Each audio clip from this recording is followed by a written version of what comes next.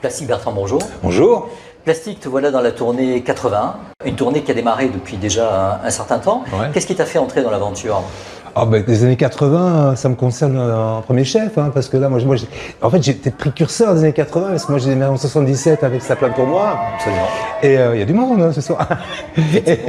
Beaucoup de succès. Et donc c'était logique que je me retrouve dans cette tournée-là. Et puis, je suis pas nostalgique, mais c'est quand même des années incroyables, parce qu'il y a des chansons incroyables.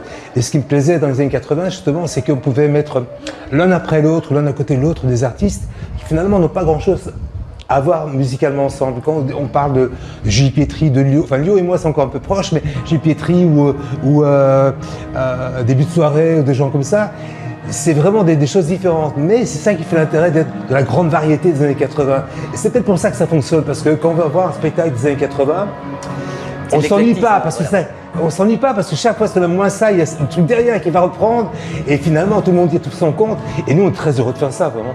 De qui tu es le plus proche des années 80, musicalement et humainement? Tu parlais de Lio. Mais oui, Lio, c'est clair qu'on est très proches. Hein. Musicalement, d'abord, elle aussi était quelqu'un de précurseur hein, dans sa carrière. Mais très honnêtement, moi, c'est les artistes avec leur cœur qui m'intéressent plus que leur musique. Donc je m'entends très bien avec Stone. Hein, musicalement, on n'a rien à faire ensemble, mais je l'aime beaucoup. Mais si tu parles de musique, simplement, c'est vrai que Lio, ou Partenaire particulier, ou Jean-Pierre Morgan, c'est plus ma tasse de thé, évidemment. Alors les années 80, il y a beaucoup de gens qui sont nostalgiques, je parle du public, certains artistes aussi, est-ce que c'est ton cas ou pas? Pas du tout, je suis pas quelqu'un de nostalgique. Moi je trouve ça vraiment génial de pouvoir chanter encore ces chansons qui sont aujourd'hui dans le patrimoine. Mais non, j'ai que nostalgie. En plus, je t'avouerais que moi les années 80, elles ont passé une telle vitesse, j'étais partout à la fois. Je te rappelle quand même dans les années 80, on faisait pas encore des clips, c'était vraiment le tout début des clips. Moi, avec Ça plane pour moi, qui était un tube dans le monde entier, j'allais aux États-Unis, j'allais au Japon, j'allais en Italie. Enfin, j'ai pas été de voyager comme un fou. Donc, c'est passé vraiment à une vitesse grand V. Donc, c'est des années speed avant tout. Comment tu expliques la fin de l'aventure au niveau vente de disques, etc., ce qui est arrivé à beaucoup d'artistes des années 80? Est-ce que c'est la crise du disque? Est-ce que c'était ton personnage qui a eu du mal à avoir un Non, moi j'ai... Tu sais, très honnêtement, j'ai beaucoup de chance, je touche encore du bois. J'ai toujours eu une carrière internationale, donc j'ai fait de la télé en Italie, j'ai fait plein de choses différentes. Là, j'ai sorti il y a un an mon 10e album, donc j'ai continué à faire des albums. Et c'est pas parce qu'on voit moi en télé que ça fonctionne moins. La preuve, c'est que moi, je fais avec les années 80, mais aussi avec mes spectacles, on fait une centaine de dates par an. C'est énorme. C'est moins. C'est énorme. C'est énorme. Et là, j'arrive de Chine, j'ai joué pendant 3 semaines. On peut voir sur le net, je fais des concerts, j'ai fini au Hong Kong Stadium avec 40 000 personnes, 40 000 Chinois en train. C'est complètement dément. Non, il n'y a pas vraiment de fin. Il y a peut-être eu un froid avec les artistes des années 80, avec vraiment les radios libres qui ont essayé de jouer un autre répertoire pour se différencier. Mais je pense qu'ils se sont très vite rendus compte que c'était de la musique populaire et qu'ils en avaient besoin aussi pour leur antenne. Tu verrais ton avenir comment? Le spectacle de plus en plus, le spectacle vivant est de plus en plus prisé dans la mesure où les disques ont évidemment, du mal à se exactement. vendre. Donc Mais moi j'ai toujours fait beaucoup de scènes, hein, donc moi je vois ma vie comme c'est toujours déroulé, c'est-à-dire que je fais beaucoup de dates, mais je fais des choses différentes. On parle des années 80, je parle de mes spectacles à moi. De temps en temps je monte des spectacles, ce qu'on appelle des specials, avec par exemple tous mes titres très électro, et je fais vraiment des sets électro aussi. J'essaie de faire des choses différentes. Il faut réinventer son répertoire. C'est simplement revenir à faire la même chose, on risque de s'ennuyer. Moi, j'aime pas ça du tout. Donc, je me mets en danger, j'invente des choses. Non, je ne veux pas continuer sur scène tant que les gens sont là et viennent me voir. Quel bonheur, je leur dis merci. on peut dire ton âge, tu as 69 ans. Ouais. D'où te vient cette énergie qui est quand même assez spectaculaire? Écoute, je serais vraiment un chien si je faisais la gueule, parce que tous les soirs, vraiment, les gens te donnent tellement, on partage quelque chose, et encore une fois, c'est un cliché, mais c'est tellement vrai, je leur dois tout. Hein. Tu sais, les relations avec la presse, ça peut faire ça dépend qui. À qui appartient la presse, ça dépend de ce qu'on veut défendre. C'est du business, quoi. Par contre, avec le public, c'est pas du business. Les gens qui te suivent depuis 40 ou 50 ans, comme j'ai des fans qui me suivent partout, et je suis certain qu'il y en aura ce soir, ça, tu peux pas tricher, quoi. Ils sont là, ils te voient live, sur scène, c'est autre chose.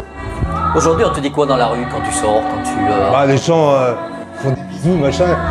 Attends, c'est rigolo. Parfois sur scène, je reçois des nounours, j'ai 69 ans, je suis ça des nounours. Mais je trouve ça génial, c'est vraiment exceptionnel. Et il faut se dire aussi que dans les spectacles 80, on se rend pas compte, mais les premiers rangs, ils ont 20 ans, 25 ans.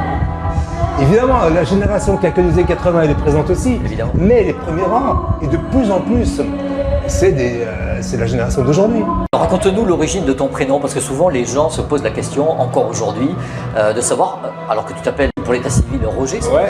C'est personne en comme ça, hein, personne. Bah écoute, c'est très simple, on est en pleine période punk. J'avais un groupe, avant d'être chanteur solo, j'avais un groupe Hubble Bubble, où j'étais batteur et chanteur déjà. On a fait un album chez Barclay déjà à l'époque. Et comme en pleine période punk, je jouais, moi, habillé avec des sacs poubelles, et je coupais les coins, je passais mes mains dessus, c'était plastique, et c'est resté. Voilà. Et on t'appelle aujourd'hui toujours comme ça, dans ton entourage, tes amis, etc. Comment on t'appelle? Tout le monde, il n'y a pas quelqu'un qui m'appelle comme tu as dit. Là. Non, parce que c'est pas ma vie, quoi. J'ai l'impression que c'est quelqu'un d'autre. C'est vraiment, il y a une différence de personnalité, vraiment c'est quelqu'un d'autre. Mais l'autre n'existe plus dans ma vie. Si ce n'est pour le fisc, pour les impôts, tu vois, mais à part ça, non. Quel genre d'enfant tu étais? Aussi dynamique, hyperactif? Alors j'étais assez espiègle, mais hyper gentil, et j'étais très bon élève, contrairement à ce qu'on peut croire, j'étais très bon élève. Mais tu envisageais de faire autre chose que le métier? Ah non, jamais. Je vous rappelle quand même que moi, depuis 8 ans, je suis à l'école de musique. Hein. Voilà. J'ai fait toutes les études classiques de musique. J'ai fait ce qu'on appelle l'académie et le conservatoire de musique. J'ai un prix d'histoire de la musique. Je suis percussionniste, j'ai fait de la musique classique. Je suis fou de musique contemporaine du début du 20e. Non, j'ai jamais imaginé devoir faire quelque chose d'autre. C'est impossible. Moi, je suis musicien. Est-ce que tu as souffert à un certain moment de l'image de chanteur populaire, de l'étiquette de chanteur populaire? Écoute, on te le fait parfois, on te le fait payer, tu vois. Mais moi, je trouve ça tellement noble, moi. Vraiment. Une fois, tu vois, on parlait des gens dans la rue qui sont tellement gentils avec moi. Si c'est ça être populaire, je le souhaite à tout le monde. Quel est le meilleur souvenir de toute ta carrière?